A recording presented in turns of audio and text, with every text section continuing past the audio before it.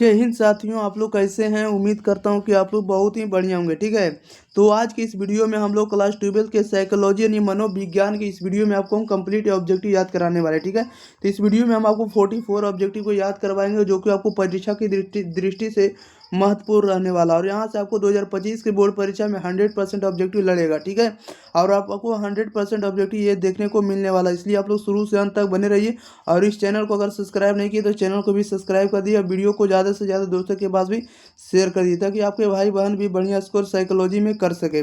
चलिए तो स्टार्ट करते हैं, ज़्यादा विलम्ब ना करेंगे। आप लोग 5 से 10 सेकंड के अंदर कमेंट बॉक्स के अंदर आप लोग इसका आंसर बताइएगा। क्वेश्चन नंबर फर्स्ट में कह रहा है, जिस बच्चे की बुद्धि लब्धि 35 से 39 होती है, 35 से 49 होती है, तो उसे किस श्रेणी में रखा जा सकता है, बताइएगा। कह रहा है कि जिस बच्चे की बुद्धि लब्धि जो है 35 से 49 होती है, तो उसे किस श्रेणी में रखा जा सकता है, तो उसे रखा जा सकता है आपको साधारण मानसिक दुर्बलता वाले श्रेणी में। राइट आंसर बी हो जाएगा। आप लोग आंसर जरूर बताइएगा, ये नहीं कि आप लोग को सिर्फ सुनना है, आप लोग को आंसर भी बताते चलना है ताकि आप लोग का जो गलती होगा उसमें सुधार हो सके। क्वेश्चन नंबर 2 में कह रहा है कि ट्रिसोमी 21 का अन्य नाम क्या है, बताइएगा। ट्रिसोमी 21 का अन्य नाम क्या है, तो इसका अन्य नाम जो होता है डाउन समलक्षण होता है। राइट आंसर ये हो जाएगा। 3 नंबर में कह रहा है कि अंग्रेजी के शब्द स्ट्रेस की उत्पत्ति किस भाषा से हुई है या किस शब्द से जुड़ी हुई है, तो राइट आंसर आपका डी हो जाएगा, लैटिन भाषा से जुड़ी हुई है। क्वेश्चन नंबर 4 में कह रहा है कि किसने सर्वप्रथम स्वीकार किया कि द्वंद्व एवं अंतर वैयक्तिक संबंधों में बाधा मानसिक विकारों के महत्वपूर्ण कारण है, बताइएगा। तो राइट आंसर आपका बी हो जाएगा, यानी जॉन बेयर ने बताया। ओके, नेक्स्ट क्वेश्चन लेते हैं। क्वेश्चन नंबर देखिए 5 नंबर ने। क्वेश्चन नंबर 5 में करा है, निम्नांकित में से कौन कायरूप विकार है, बताइएगा। कायरूप विकार कौन है, तो कायरूप विकार आपको पीड़ा विकार है, आपको काय आलंबिता विकार है, और इसके बाद परिवर्तन विकार सभी है। राइट आंसर डी होगा इनमें से सभी। नेक्स्ट क्वेश्चन ले लेते हैं। क्वेश्चन नंबर देखिएगा आप लोग अगले नंबर। क्वेश्चन नंबर 6 में कह रहा है कि बाजार स्थलों या सार्वजनिक स्थलों से अयुक्ति संगत भय को क्या कहते हैं, तो उसे हम लोग कहते हैं एगोरा फोबिया कहेंगे। राइट आंसर आपका सी हो जाएगा। नेक्स्ट क्वेश्चन लेते हैं। क्वेश्चन नंबर देखिएगा आप लोग 7 नंबर की ओर। कह रहा है कि मानसिक दुर्बलता का मुख्य कारण है, मानसिक दुर्बलता का मुख्य कारण क्या है, तो आपको जन्म आघात है, वंशानुक्रम है, आपको संक्रामक रोग है, सभी है। राइट आंसर डी होगा इनमें से सभी। क्वेश्चन नंबर 8 में कह रहा है कि निम्नलिखित में से कौन जो है स्नायु विकृति नहीं है, स्नायु विकृति नहीं यानी मनोविदलता नहीं है। राइट आंसर ये हो जाएगा मनोविदलता। ओके, क्वेश्चन नंबर 9 में कह रहा है कि निम्न में से कौन मादक द्रव्य नहीं है, मादक द्रव्य नहीं है, कौन नहीं है, तो राइट आंसर ये हो जाएगा कॉफी नहीं है। ओके, राइट आंसर ये हो जाएगा। नेक्स्ट क्वेश्चन लेते हैं। क्वेश्चन नंबर देखिएगा 10 नंबर में। 10 नंबर में कह रहा है कि इनमें से कौन जो असामान्यता के जैविकीय कारक नहीं है, असामान्यता के जैविकीय कारक नहीं है, कौन नहीं है, राइट आंसर बी हो जाएगा आरंभिक वंचन नहीं। ओके, राइट आंसर बी हो जाएगा। चलिए नेक्स्ट क्वेश्चन ले लेते हैं। क्वेश्चन नंबर देखिएगा आप लोग 11 नंबर की ओर।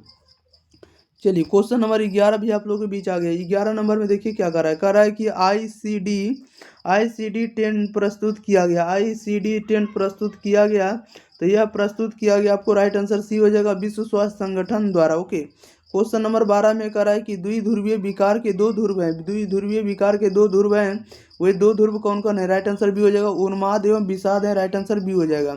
नेक्स्ट क्वेश्चन लेते हैं। क्वेश्चन नंबर देखिए 13 नंबर की ओर। 13 नंबर में कह रहा है कि एक ध्रुवीय विषाद का दूसरा नाम क्या है, तो एक ध्रुवीय विषाद का दूसरा नाम जो होता है आपको विषादी मनोविकृति है। राइट आंसर आपका ए हो जाएगा। 14 में कह रहा है किसी समान प्रक्रिया को व्यक्ति द्वारा असामान्य रूप से बार बार दोहराने की व्याधि को क्या कहते हैं, तो उससे हम लोग क्या कहते हैं मनोग्रसित बाधिता कहते हैं। राइट आंसर डी हो जाएगा। नेक्स्ट क्वेश्चन लेते हैं। क्वेश्चन नंबर देखिए 15 नंबर में। 15 नंबर में कह रहा है कि एनोरेक्सिया एनोरेक्सिया नर्वोसा एक ऐसा विकार है जिसमें रोगी को क्या हो जाता है, जिसमें रोगी को भूख कम लगती है। राइट आंसर भी हो जाएगा। 16 नंबर में कह रहा है कि मानसिक बीमारी के वर्गीकरण की अत्यंत नवीनतम पद्धति क्या है, बताइएगा। मानसिक बीमारी के वर्गीकरण की अत्यंत नवीनतम पद्धति क्या है, तो नवीनतम पद्धति आपको DSM-4TR है। राइट आंसर आपका सी हो जाएगा। क्वेश्चन नंबर लेते हैं हम लोग 17 नंबर की ओर। 17 नंबर में देखिए क्या कह रहा है। 17 में कह रहा है निम्नांकित में से कौन सा मनोवैज्ञानिक विकारों के वर्गीकरण की नवीनतम पद्धति है, तो नवीनतम पद्धति कौन है आपको ICD है, कौन है ICD-9 है। राइट आंसर आपका सी हो जाएगा। ओके, याद रखिएगा 17 का right answer C. Question number 18 में करा है निम्नलिखित में कौन जो है दैहिक विकार है। तो दैहिक विकार कौन है, तो राइट आंसर आपका डी हो जाएगा, यानी सभी हो जाएगा दैहिक विकार, यानी पीड़ा विकार हो जाएगा, इसके बाद का आलंबिता विकार होगा, इसके बाद रूपांतर, ये सभी जो होगा आपको दैहिक विकार के अंतर्गत आएगा। क्वेश्चन नंबर देखिएगा आप लोग 19 नंबर, करा निम्न में से कौन अफीम से उत्पन्न औषध है। अफीम से उत्पन्न औषध कौन होगा, तो राइट आंसर आपका डी हो जाएगा, मार्फिन होगा, हीरोइन होगा और आपको मेथेडोन होगा, सभी आपको मार्फिन से उत्पन्न होगा, राइट आंसर डी होगा इनमें से सभी। 20 में करा है निम्नांकित में कौन विशिष्ट बालक नहीं है, तो विशिष्ट बालक नहीं होगा, राइट आंसर बी हो जाएगा, सामान्य बालक। क्वेश्चन नंबर 21 में करा है कि संवेदन मंदक औषधियों का मुख्य कार्य होता है। संवेदन मंदक औषधियों का मुख्य कार्य होता है, तो इसका मुख्य कार्य होता है आपको पीड़ादायक प्रभाव को कम करना, राइट आंसर ए हो जाएगा। नेक्स्ट क्वेश्चन लेते हैं, क्वेश्चन नंबर देखिए 22 नंबर में। 22 नंबर में कह रहा है कि एनोरेक्सिया नर्वोसा की विशिष्टता होती है, बताइएगा एनोरेक्सिया नर्वोसा की विशिष्टता क्या होती है, तो राइट आंसर 22 का हो जाएगा, सी हो जाएगा। कहने का मतलब कि अपर्याप्त भोजन से वजन में कमी, राइट आंसर ऑप्शन नंबर इसका सी हो जाएगा। क्वेश्चन नंबर 23 नंबर में कह रहा है कि काइटेटोनिक स्टूपर एक लक्षण है, बताइएगा काइटेटोनिक स्टूपर एक लक्षण है, ये किसका लक्षण है, तो मनोविद्लता का लक्षण है, राइट आंसर ए हो जाएगा। नेक्स्ट क्वेश्चन नंबर देखिए 24 नंबर की ओर। 24 नंबर में कह रहा है कि निम्नांकित में कौन मनोविद्लता का एक प्रकार नहीं है। मनोविद्लता का एक प्रकार नहीं है, तो आपको विद्रोही मनोविद्लता, राइट आंसर डी हो जाएगा। 25 में करा है निम्नांकित में कौन असामान्य व्यवहार से संबंधित है। असामान्य व्यवहार से संबंधित नहीं है, कौन नहीं है, तो आपको यह यादाश्त का कमजोर होना, राइट आंसर सी हो जाएगा। क्वेश्चन नंबर 26 में कह रहा है कि असामान्य व्यवहार तथा सामान्य व्यवहार में अंतर होता है, ये किसका अंतर होता है, तो मात्रा का, राइट आंसर आपका बी हो जाएगा। आज मात्रा का क्या होता है, अंतर होता है, ओके राइट आंसर बी हो जाएगा। नेक्स्ट क्वेश्चन नंबर देखिए 27 में। 27 नंबर में कह रहा है कि निम्न में असामान्यता की कौन सी कसौटी सर्वोपरि है, बताइएगा निम्न में कौन असामान्यता की कसौटी जो है सर्वोपरि मानी गई है, तो सर्वोपरि मानी गई आपको समायोजन की उपयुक्तता में।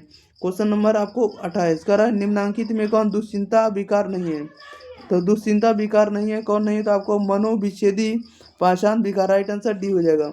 29 नंबर में कह रहा है निम्न में कौन जो है मनोविच्छेदी विकार नहीं है, तो मनोविच्छेदी विकार नहीं है, तो राइट आंसर आपका सी हो जाएगा, तीव्र तनाव विकार, राइट आंसर सी हो जाएगा।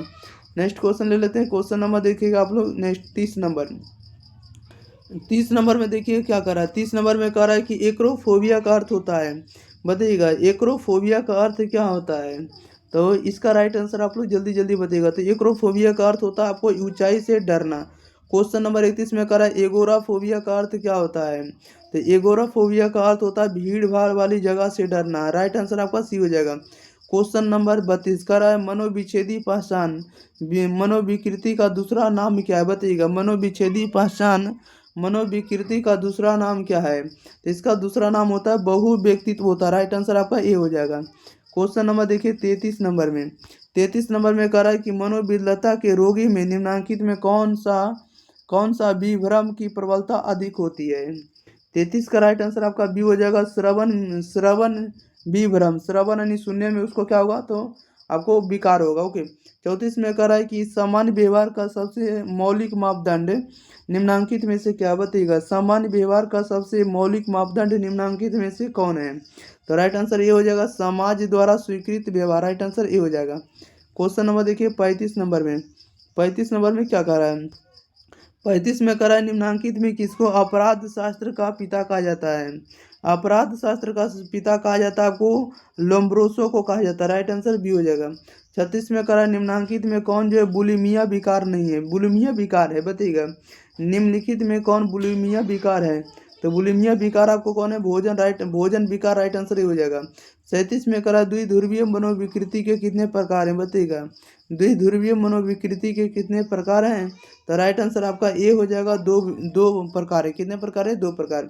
क्वेश्चन नंबर 38 में करा है कि DSM-4 TR में कितने आयाम है, बताइएगा तो इसमें कितने आयाम है, तो 5 आयाम है, राइट आंसर आपका ए हो जाएगा।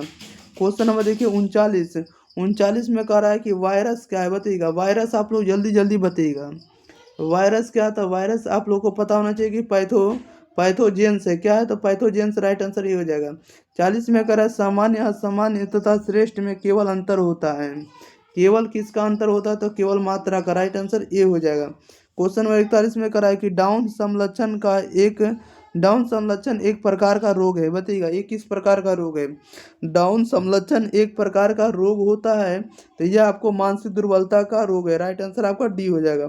क्वेश्चन नंबर देखिए 42 नंबर में, 42 नंबर में कह रहा है कि कायरूप विकार संबंधित है। कायरूप विकार जो संबंधित होता है शारीरिक समस्या से, राइट आंसर ये हो जाएगा। 43 में कह रहा है कि चिंता विकृति को विकृति की किस श्रेणी में रखा जाता है तो उसे रखा जाता है आपको मना स्नायु विकृति में, राइट आंसर बी हो जाएगा।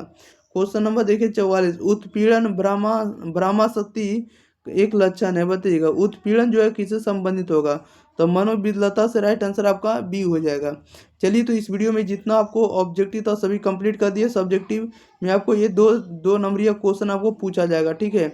आपको ये सब क्वेश्चन को आपको ध्यान में रखना, देख रहे हैं बहुत बार क्वेश्चन पूछा हुआ है तो आप इतना क्वेश्चन को आप लोग जरूर पढ़ के जाइएगा, ठीक है।